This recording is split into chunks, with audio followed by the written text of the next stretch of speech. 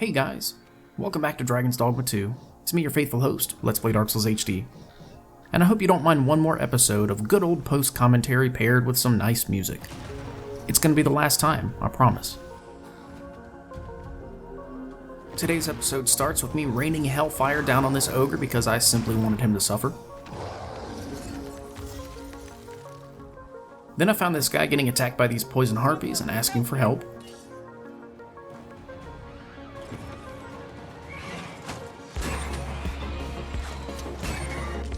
Unfortunately, he was already dead by the time I got rid of them, and apparently I missed out on a really good quest.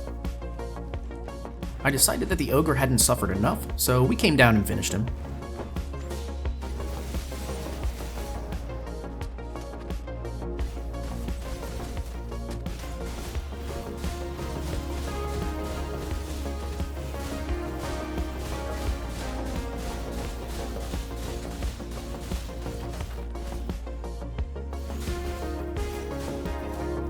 The fight was going super well, but then it started doing that, well, you know.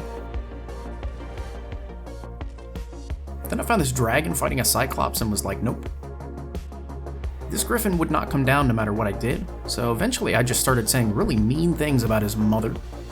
And eventually he was like, "What did you say, you risen?" Me and the goon squad gave this guy the beans, man. Watch his health bar melt like butter in a hot pan when he hits the ground.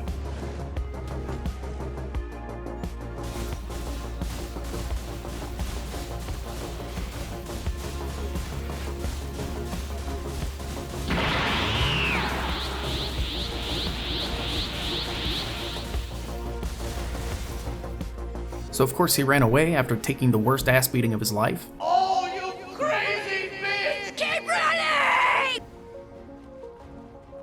I revisited the boss cave of death because I needed a freakish main to upgrade my daggers, and this was the only place I knew I could find a chimera.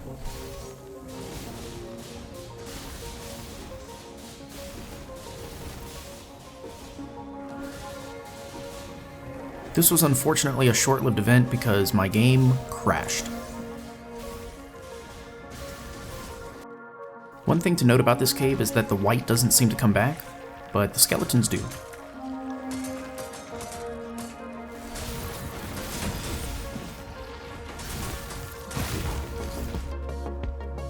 There was a hidden path where that merchant died to those poison harpies, so I decided to explore that.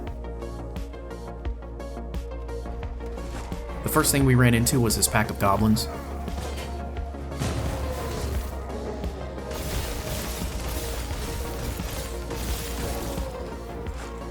They were pretty easy to deal with. I totally did not die to gravity trying to make a stupid jump.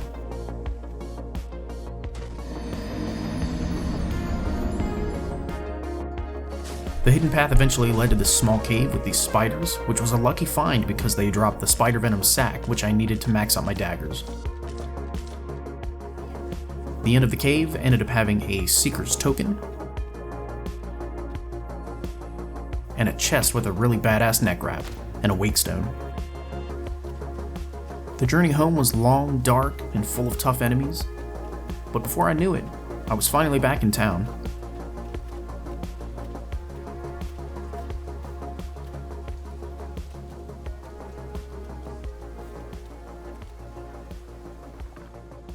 That was a nice feeling, because once I got there, I'd finally collected all the materials that I needed to max out my armor.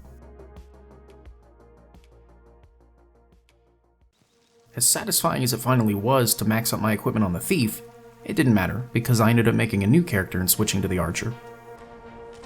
The archer is oppressively powerful.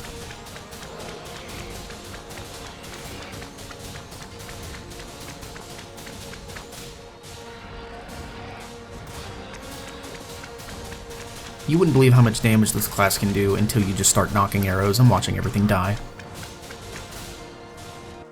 For the rest of this video, we're going to focus on the monster culling quest, starting with this place called Trevo Mine. This was a really cool mini dungeon to clear, and it gave me serious Mines of Moria vibes. I guess it doesn't matter how powerful you are if an idiot is controlling you.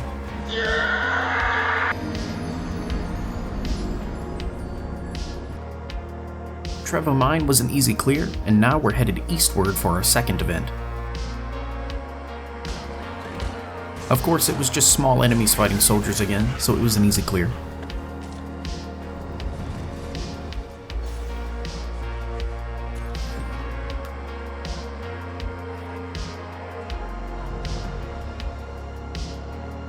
The third and final encounter of the Beast Culling mission takes place in Harv Village, where we have to go down into a saurian-infested cave. A wise wizard once said before me, "Be on your guard. There are older and fouler things than orcs in the deep places of the world."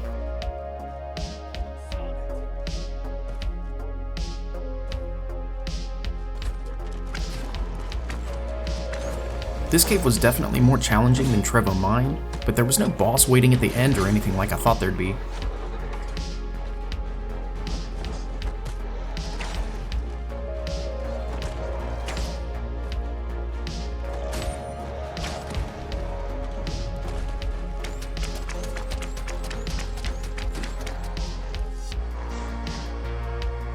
The only thing we had to do to finish out this encounter was carry this guy back to the mouth of the cave so he could be reunited with his comrades.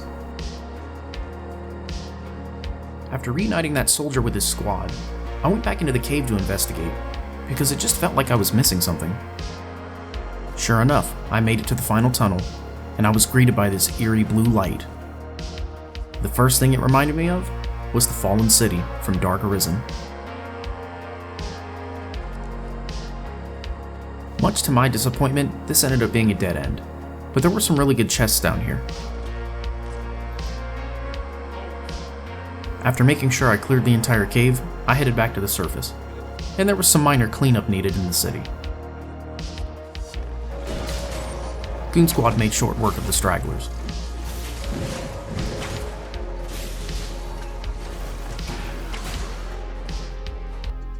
With all 3 events of Monster Culling fully completed, all we had to do was go talk to Brant, collect our reward, and initiate our next task.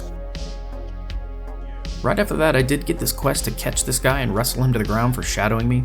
It felt just like catching the thief in Casardis again from the first game. Turns out this guy was getting paid to spy on me. And then he made a huge mistake.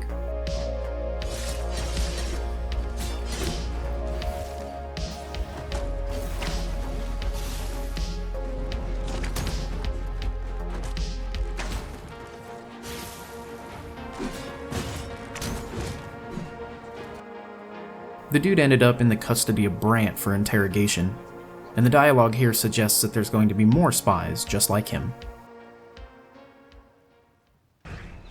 To cap this episode off, I'll show you guys an insane fight where the Goon Squad helps me take down both a Griffin and a Golem at the same time.